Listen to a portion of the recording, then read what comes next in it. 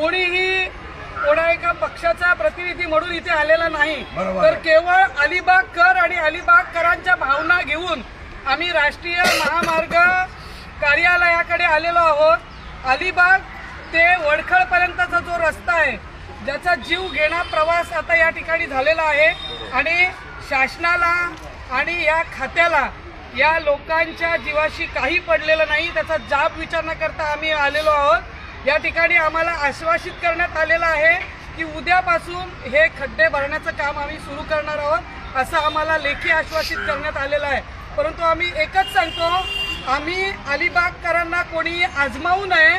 आमची ताकद काय आहे ती, जर यांनी उद्यापासून काम सुरू केलं नाही तर परवापासून आम्ही इथे प्रचंड संख्येनं येऊ आणि या ऑफिसला टाळं लावू आणि या अधिकाऱ्यांना देखील काळं फासायला आम्ही कमी करणार नाही, पण या रस्त्याचं काम आम्ही पूर्ण करून घेऊ।